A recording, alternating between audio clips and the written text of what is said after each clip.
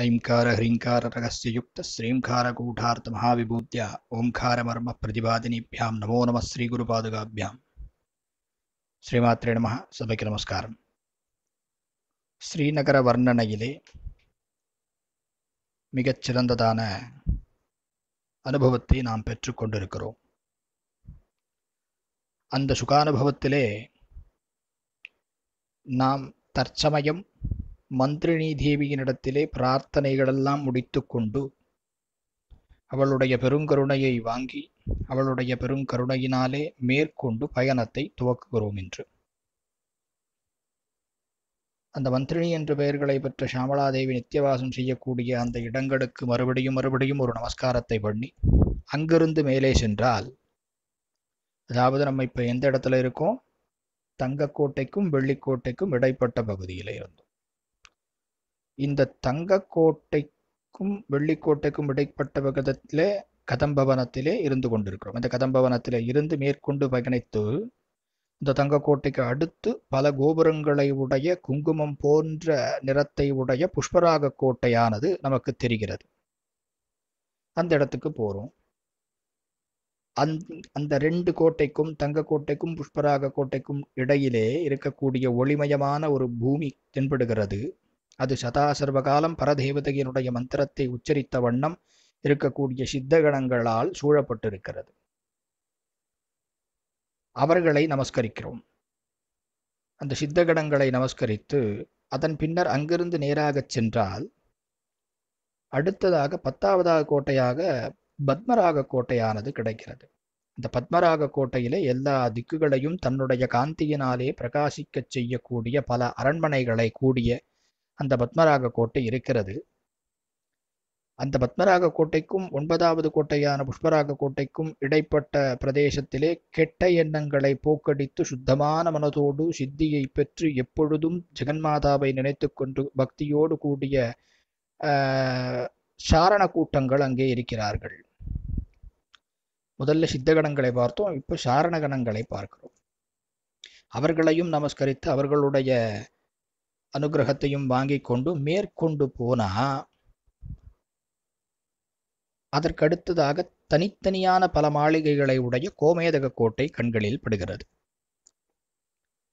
இந்த பத்மராக கோட்டைக்கும் கோமேதக கோட்டைக்கும், அதாவது 10வது கோட்டைக்கும் 16வது கோட்டைக்கும் மத்தியிலே தேவியனுடைய சரண கமலங்களை சதா தியானம் செய்து கொண்டிருக்கக்கூடிய வடுகதேவர்கள்னு சொல்லக்கூடிய யோகினி கணங்களோடு வாசம் செய்து கொண்டிருக்கிறார்கள்.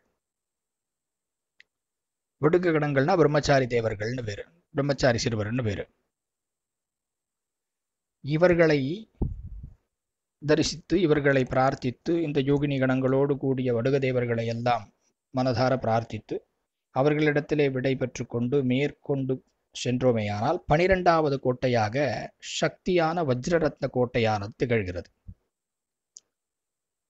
இந்த வஜ்ரரத்ன கோட்டைக்கும் பத்மராக கோட்டைக்கும் நடுவில் இருக்கக்கூடிய பிரகாரத்திலே பல அழகிய தோட்டங்கள், மலர்களோடு கூடிய ஓடைகளும் குளங்களும் மாட மாளிகைகளும் மிகவும் அழகாக அங்கே ரம்யமாக இருக்கிறது. அந்த இடத்திலே ரம்பை, ஊர்வசி, திலோத்தமை, மேனகை போன்ற அப்சர ஸ்திரீகள் எல்லாம் தேனை உண்ட வண்டுகள் போல காமேஸ்வரியை அர்ச்சித்து கொண்டு நடனமாடிக்கொண்டு பரம ஆனந்தமாக சௌக்கியமாக இருக்கிறார்கள். அந்த ஆடல் பாடல் எல்லாம் தேவியை குறித்து அவர்கள் செய்யக்கூடிய அந்த ஆடல் பாடல் எல்லாம் கண்டு மகிழ்ந்து அந்த இடத்திலேயே அதிகமான அலைகளோடு கரை புரண்டு ஓடக்கூடிய பிரவாகத்தை உடைய வஜ்ரை அப்படின்னு சொல்லக்கூடிய நதி, அதனுடைய கரையிலே இந்திரனாலும் தேவர்களாலும் ஸ்தோத்திரம் செய்யப்பட்ட வஜ்ரேசி தேவி அப்படிங்கிற தேவியானவள் சர்வாலங்கார பூஷிதையாக வாசம் செய்கிறாள். இந்த வஜ்ரேஸ்வரி தேவியானவள் அவதான் இந்திரனுக்கு வஜ்ராயுதத்தை வாங்கி கொடுக்கிறாள். தசிசி முனிவருடைய முதுகெலும்பிலே எடுத்து அவருக்கு முக்தியை அளித்து விட்டு, தசிசி முனிவருக்கு முக்தியை அளித்து அவருடைய முதுகெலும்பையே ஆயுதமாக கொண்டு தேவதானவ யுத்தத்திற்கு இந்திரனுக்கு ஆயுதமாக அளிக்கிறாள். ஆகவே இந்திரன் அவளை அங்கு சதாசர்வகாலமும் பூஜை செய்து கொண்டு வஜ்ரேசி தேவியை பிரார்த்தித்து கொண்டு இருக்கிறார் அப்படின்னு சொல்லப்படுறது. இந்த அதுக்கு அடுத்து தாண்டி போனா வஜ்ரேஸ்வரி தேவி எல்லாம் பிரார்த்தித்து அதுக்கப்புறம் மேல் கொண்டு போனா மிகுந்த உயர்ந்த மிகுந்த பிரகாசத்தோடு கூடிய வைடூரிய கோட்டை இருக்கிறது.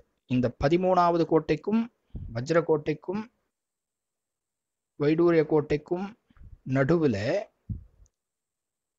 அழகிய வனங்கள் இருக்கிறது, மணிமண்டபங்கள் இருக்கிறது, மாளிகைகளோடு சிறந்து விளங்குகிறது அது.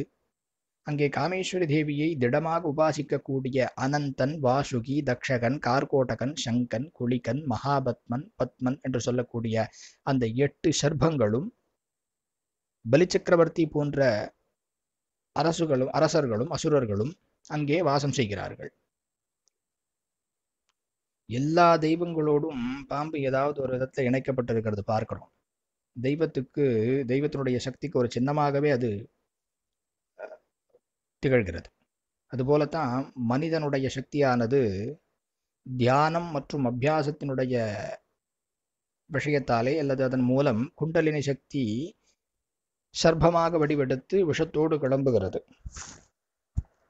அதுதான் சாதகன் அந்த சாதனையின் மூலம் பஞ்சேந்திரியங்களுடைய செய்கையாலே ஏற்பட்டு செய்கைகள் என்ற விஷத்தை அடக்க அது ஞானமாக மாறி நம்மளை மோட்சத்துக்கு அழைத்து செல்கிறது என்பது தத்துவம்.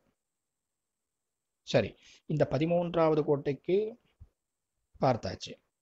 அங்கிருந்து மேலே கிளம்பும்போது பல சிறப்புகளோடு பல கோபுரங்களையும் ஆகாயத்தினுடைய நீல நிறம் போல உள்ள இந்திரநீல கோட்டை அங்கே இருக்கிறது.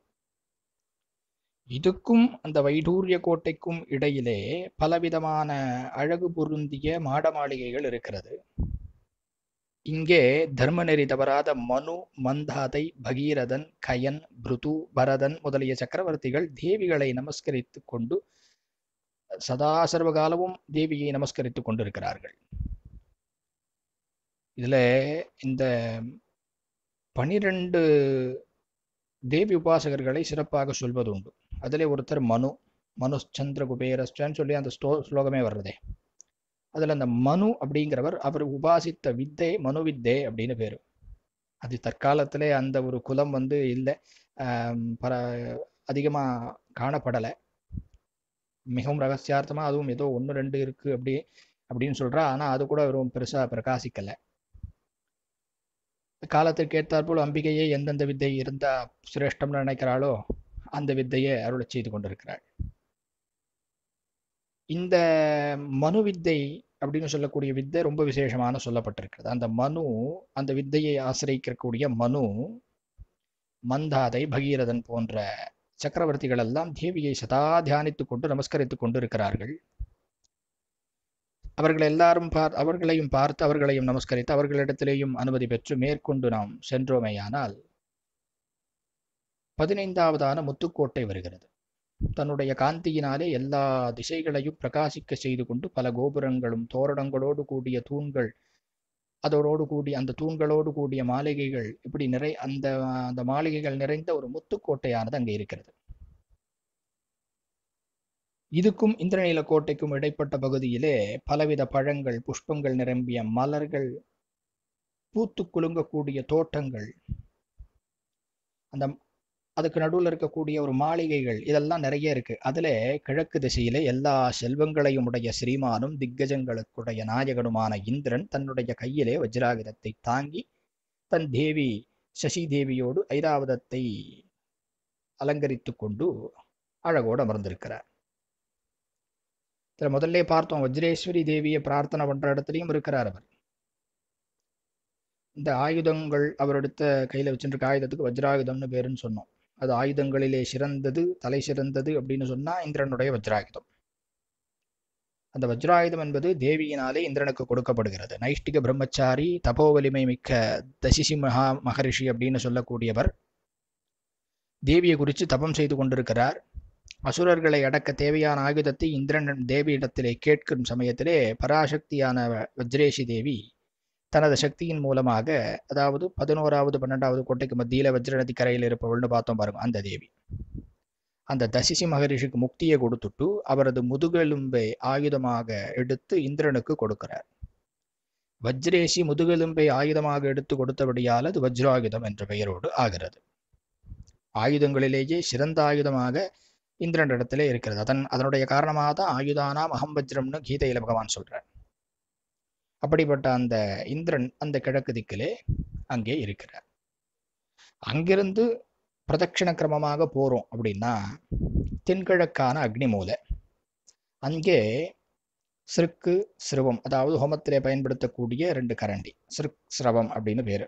அந்த சிறுக்குக்கும் சிறுவமும் சேர்ந்து கையில வச்சுண்டு, கூடவே ஆஜ்ய பாத்திரம், நெய் பாத்திரம், நெய்யை எடுத்துக் கொள்வதற்குண்டான பாத்திரம், அதுக்கப்புறம் அன்னம், சக்தி, இவைகளை எல்லாம் தரித்து கொண்டு 2 முகம், 1 ஹிருதயம், 2 மூக்கு, 4 காது, 6 கண்கள், 7 நாக்குகளோடு கூடிய 3 பாதங்களோடு கூடிய பூனல் தரித்து கொண்டிருக்கக்கூடிய மணிமகுடம் அணிந்து செம்மறியாட்டு வாகனத்தின் மேலே அமர்ந்து கொண்டு ஸ்வாஹா ஸ்வதா அப்படிங்கிற பத்தினிகளோடு திரிபுர சுந்தரியை சதா தியானித்த வண்ணமாக அக்னி பகவான் அங்கே இருக்கிறார். அவரை பிரார்த்தனை பண்ணிட்டு அங்கிருந்து நகர்ந்தோமையானால் தெற்கு திக்கு, அந்த தெற்கு திக்கிலே யமபட்டினம் அப்படின்னு சொல்லக்கூடிய அந்த இடத்திலே மிகவும் கருப்பாக இருட்டு போல 2 கோரப்பற்களை மட்டும் வெளியே நீட்டிண்டு இருக்கக்கூடிய யமன் எருமை வாகனத்திலே கையில் தண்டாயுதம், பாசக்கயிற்றை ஏந்தி ஷாமளா அப்படின்னு சொல்லக்கூடிய தன்னுடைய தேவியோடு கூடி சரஸ்வதியை தியானித்தபடி, சர்வேஸ்வரியை தியானித்தபடி, மகாராஜ்னியை தியானித்தபடி, ஜெகதம்பிகையை தியானித்தபடி இருக்கிறார். இந்த தர்மராஜாங்கிற பெயர் முக்கியமா 2 பேருக்கு உண்டு. ஒன்று தேவர்களுடைய கோஷ்டியில் இருக்கக்கூடிய யமன், யம தர்மராஜா. மனிதர்களிலே யுதிஷ்டனுக்கு தர்மராஜான்னு பேர். அவருடைய புத்திரன் தான், அவருடைய புத்திர அம்சமாக தான் சொல்லப்படுறார். இப்போ 2 பேருக்கும் தான் தர்மராஜான்னு பேர். பொதுவாக ஜீவன் மரணத்துக்கு பிறகு எந்த ஒரு மனிதனாக இருந்தாலும் சரி, எந்த ஒரு ஜீவனாக இருந்தாலும் சரி, அது மரணத்துக்கு பிறகு ஸ்தூல தேகத்தை விட்டு யமபட்டினம் அப்படிங்கிற இடத்துல யமராஜாவுக்கு முன்னாடி போய் நிற்கிறது. அந்த இடத்துல சித்திரகுப்தன் அப்படிங்கிறவர் அக்ரசந்தானம் அப்படிங்கிற ஒரு கணக்கு புஸ்தகத்தில் இருந்து அந்த ஜீவன் அந்த பிறவியில செய்த பாவ புண்ணிய கணக்குகளை எல்லாம் சொல்றார். அதுக்கப்புறம் அந்த பாப புண்ணிய கணக்குகளுக்கு ஏற்றாற் போல தர்மம் பிசகாமல் தர்மராஜனான யமதர்மன் தீர்ப்பு சொல்றார். அதனுடைய காரணமாக ஜீவனுக்கு நரகம், சொர்க்கம், மோட்சம் இதெல்லாம் கிடைக்கிறது. ஆகவே சாதகன் செய்யக்கூடிய சாதகம், நடத்தை, இவைகளுடைய தன்மையை கணக்கு பார்க்கப்பட்டு அம்பிகையினிடத்திலே செல்லவோ அல்லது குறைகளை நிவர்த்தி செய்ய மறுபடியும் திருப்பி ரீஜெனரேஷன், ரீப்ரொடக்ஷன் அப்படின்னு சொல்லக்கூடிய மறுஜன்மத்தை எடுக்கவோ வழிவகை செய்யக்கூடிய இடமாக இந்த யமபுரம் திகழ்கிறது. இந்த யமம் அப்படிங்கிறதுக்கு யோகத்துல தன்னைத்தானே அடக்கி ஆள்வதற்கு யமம் அப்படின்னு சொல்லப்படக்கூடிய ஒரு வார்த்தை இருக்கிறது. யோகத்தினுடைய முதல் அங்கமாக யமம் இருக்கிறது. யமம், நியமம், பிரத்யாகாரம்லாம் சொல்றா இல்லையா, அது போல அதுல யமம் இருக்கிறது. அது தன்னை அடக்கும் வழியை பழகாவிட்டால் யோகம் அமையாது அப்படிங்கிற கருத்தை நாம் இங்கே புரிந்து கொள்ள வேண்டும். ஆகவே நாம ஏதோ இன்னைக்கு உபாசகர்கள், இன்னைக்கு தேவியினுடைய மந்திரத்தை தெரிஞ்சுட்டோம், தேவியை பத்தி ஒரு 4 வரி படிச்சுட்டோம், தேவியை பத்தி ஸ்ரீநகரத்தினுடைய வர்ணனையை நம்ம கேட்டுட்டு இருக்கோம், சொல்லிட்டு இருக்கோம், தெரிஞ்சுட்டு இருக்கோம், அப்படிங்கிறதால மட்டும் நமக்கு மோட்சம் கிடைச்சிடுமான்னா கிடையாது. அதை உள்ளுக்குள்ளே அனுபவிக்க வேண்டும். உள்ளுக்குள்ளே சாட்சாத்காரமாக அனுபவித்து இந்த இத்தனை தேவதைகளும், இத்தனை சித்தசாரணர்கள், மகாராஜாக்கள், அசுரர்கள், நாகர்கள் இவெல்லாம் என்ன பண்ணிட்டு இருக்கா, சதா சர்வ காலமும் பூஜித்து கொண்டே இருக்கிறார்கள். கல்பகோட்டி வருஷ காலமாக பூஜித்து கொண்டே இருக்கிறார்கள் தேவியினுடைய தரிசனத்தை, சாட்சாத்காரத்தை பெறுவதற்காக. அவளுக்கே அப்படின்னா சாமான்யமா நினைச்சிட்டு இருக்க நமக்கெல்லாம் எப்படி இருக்கணும் அப்படின்னா இவ்வளோ காலங்கள் தேவைப்படும் அப்படிங்கிறத நம்ம பார்க்கணும். அப்படி இந்த ஒரு விஷயம் அப்படிங்கிறது சாமான்யமா கிடைச்சிடுமா அப்படின்னா கிடைச்சிடாது. ஒவ்வொரு அணுவுக்குள்ளும் அணுவா இருக்கக்கூடிய, அதாவது அனோரணியான மகதோரணியான்னு சொல்றா பாருங்க, அதுபோல ஒவ்வொரு அணுவிற்குள்ளும் அணுவாக இருக்கக்கூடிய பராம்பிகையை அல்லது பரதேவதையை அறிய முற்பட வேண்டும் அப்படின்னா சரியான வழிகாட்டுதல் அவசியம். சரியான வழிகாட்டுதலோடு, சரியான குருவினுடைய துணையோடு, சரியான ஒரு பாதையிலே, சரியான ஒரு வழியிலே யார் யாரெல்லாம் சாதித்து, அதாவது அபிராம்பட்டர் சொல்வார், சாதித்த புண்ணியர் எண்ணிலர் அப்படின்பார். எவ்வளவோ பேர் சாதிச்சிருக்கா. அவர்கள் காட்டிய தர்மபத்தமான வழியிலே நாமும் சென்று தேவியனிடத்திலே பிரார்த்தித்து, அம்மா என்ன நீ கடை தேற்ற வேண்டும் அப்படின்னு சொல்லி பிரார்த்தனை பண்ணி பிரார்த்தனை பண்ணி பிரார்த்தனை பண்ணி அதனுடைய பயனாகவே அந்த எண்ணம் நம்மை எண்ணம் முருகி, அதாவது முருகேறி திடமாகி திட வைராக்கியமானது கிடைக்கும். அந்த திட வைராக்கியத்தை கை கொண்ட பிறகு அதை வைத்து கொண்டு நாம் மேலே நகர்ந்து மோட்சம் என்கின்ற சாம்ராஜ்யத்தை அடைய முடியும். ஆக அந்த மோட்சம் என்ற சாம்ராஜ்யத்தை அடைய வேண்டும் என்றால் தர்மபத்தமாக இருக்க வேண்டும். அப்படி தர்மபத்தமாக இருந்தா இந்த யமதர்மராஜா தர்மராஜாவானவர் நம்மளை அடுத்த நிலைக்கு ஒசத்தி விடுவார். மோட்சம் போனா மோட்சத்திற்கு ஒசத்தி விடுவார். இந்த நரகமோ ஸ்வர்க்கமோ நரகமோ இது ரெண்டுமே நிரந்தரம் இல்லை. சொர்க்கத்துக்கு போனாலும் மறுபடியும் வந்து பிறக்கணும், புண்ணியம் தீர்ந்துடுத்துனா. நரகத்துக்கு போனாலும் பாவம் தீர்ற வரையும் பிறந்துருக்கணும். ஆக இது ரெண்டுமே பிறப்பும் இறப்பும் பிறப்பும் இறப்பும். எல்லா பிறப்பும் பிறந்து இழைத்தேன் எம்பெருமான்னு பாடுறார் பாருங்க. புல்லாய் பூடாய் புழுவாய் தாவர ஜங்கமத்துள் எல்லா பிறப்பும் பிறந்து இழைத்தேன்.